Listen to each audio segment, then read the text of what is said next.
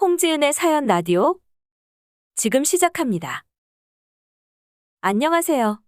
결혼을 앞두고 있던 20대 후반의 여자예요. 결론부터 말씀드리면 남편부터 시작해서 예비시부모까지 예비시댁에게 완전히 농락당하고 파혼했어요. 남자친구랑 저는 연애 5년 끝에 결혼을 결심하게 되었어요. 돌아오는 9월에 식을 올리기로 했고 스튜디오나 드레스, 메이크업은 이미 다 촬영과 예약이 끝난 상태였어요.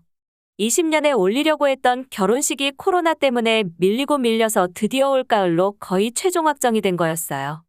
이렇게 밀리는 와중에 남자친구랑 다툼도 몇 번 있고 하면서 위기도 있었지만 저희는 그래도 잘 헤쳐나가며 버텨왔죠.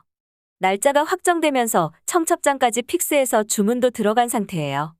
신혼여행도 조금이라도 저렴하게 가려고 미리 다 예약해두었고요. 상견례는 19년도에 이미 끝내두었고 워낙 시간이 많았던 터라 어지간한 주변 사람들은 저희 둘이 결혼한다는 걸 다 알고 있을 정도였어요.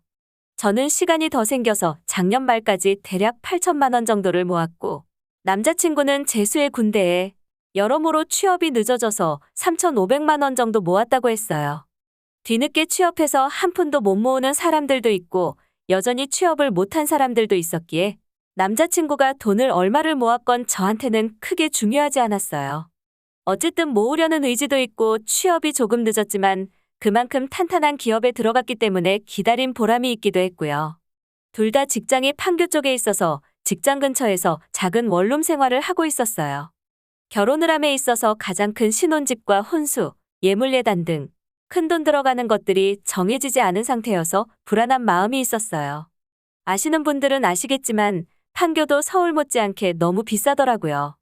도대체 그 동네 아파트를 자가로 사는 분들은 한 달에 얼마를 버는 건지 부럽더라고요.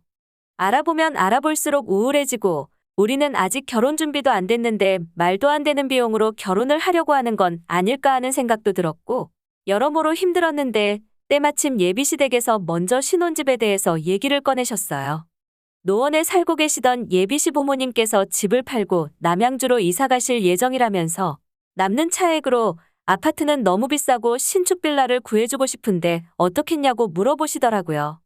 예비시부모님이 사시는 노원 아파트가 입주하셨을 때보다 2배 이상 오른 상태였어요. 물론 아파트면 좋지만 아파트 가격은 말도 안 됐고 저희 입장에서는 빌라도 감사했어요. 근데 거기다가 신축이니 당장 절을 하라고 해도 할 수 있을 정도로 감사했죠. 그렇게 예비시부모님 말만 듣고 2달 가까이 평일이고 주말이고 시간 남는 대로 직장 근처 부동산은 다 가본 것 같았어요. 그렇게 열심히 발품 팔아서 32평에 5억 정도 하는 신축 빌라를 찾았어요. 빌라라서 내부만 봤을 때는 아파트보다 좋아 보였어요. 물론 기분 탓이었겠죠.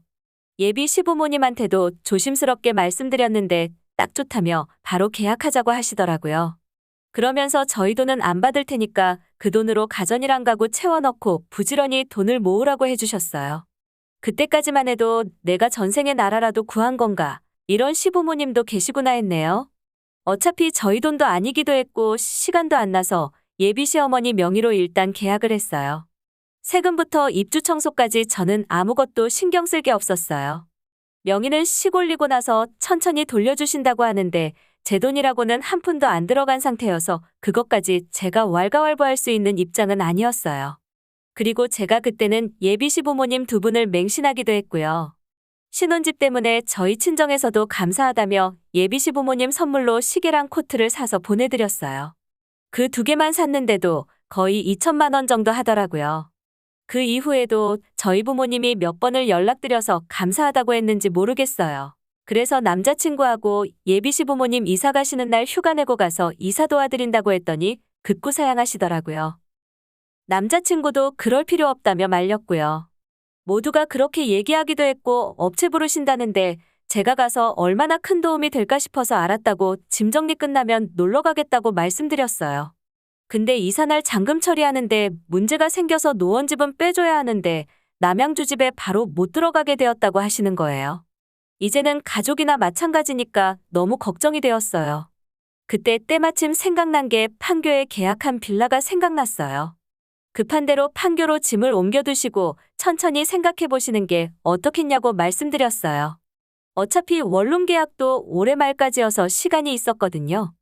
예비시 부모님께서는 아무리 자기들 돈으로 샀어도 너희 사준 집인데 어떻게 자기들이 먼저 가서 짐을 푸냐고 거절하셨는데 저는 가족끼리 그런 게 어딨냐며 짐 풀고 천천히 처리하라고 말씀드렸어요.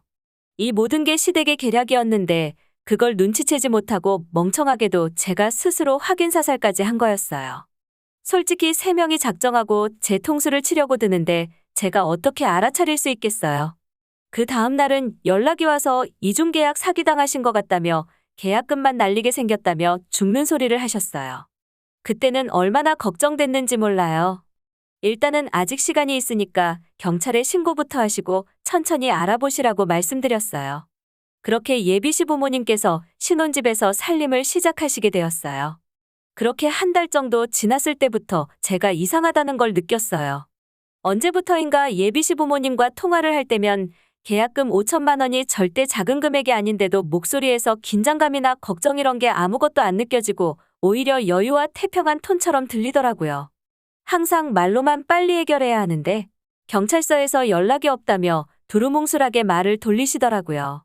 가구나 가전도 준비해야 하고 해서 남자친구랑 찾아뵙고 진지하게 얘기 좀 해보려고 갔는데 그때 본색을 드러내시더라고요. 심적으로 너무 지쳐서 다시 집 알아보기도 힘들고 하니 여기서 같이 지내는 게 어떻겠냐면서요. 방이 4개나 되는데 너희만 쓰기에는 너무 많은 것 같기도 하고 어차피 우리가 그렇게 불편한 사이는 아니지 않냐면서요. 어느 정도 마음 추스르고 나서 다시 천천히 집 알아보고 이사 나갈 거라며 절대 합가하자는 거 아니라는데 이미 저는 충격을 받은 상태였죠. 솔직히 대충 뭔가 있다는 건 알고 있었지만 이렇게 큰 핵폭탄을 준비하고 계실 줄은 몰랐어요. 이러다가 자연스럽게 자리 잡고 합가하게 될 것 같은 느낌도 너무 강하게 들었고요. 처음이 어렵지 1년이 2년 되는 거고 그렇게 평생 가는 거잖아요. 뭐라고 확답은 못 드리고 일단 남자친구 데리고 나왔어요. 근처 카페에서 남자친구랑 얘기하는데 남자친구도 한패라는 걸 이때 알았어요. 솔직히 엄마 아빠가 집 사줬는데 자기가 중간에서 싫다고 말하기도 좀 그렇다면서요. 그리고 같이 살면 살림도 해주시고 나중에 아이 낳으면 아이도 봐주실 텐데 우리한테 훨씬 이득 아니냐고 하더라고요. 확실히 하려고 웃으면서 남자친구에게 그것도 그렇다고 하니 혼자 신나서 떠들더라고요. 사실 처음부터 같이 살자고 얘기할까 했는데 괜히 얘기했다가 제가 거절할까봐 부모님이 연기한 거라면서요. 남자친구 자백 듣고 뺨 후려갈겼습니다. 사이코패스도 아니고 어떻게 작정하고 거짓말할 생각을 하냐고. 니네 부모님 모시고 살 생각도 없고 더더욱이 결혼 전부터 거짓말하는 사람과 미래를 함께할 생각도 없다고 했습니다.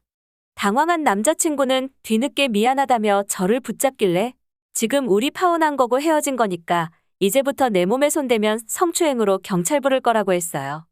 그리고 니네 집으로 우리 엄마 아빠가 보낸 선물 금액 2천만 원 다음 주까지 입금 안 하면 소송 걸 거라고 했어요.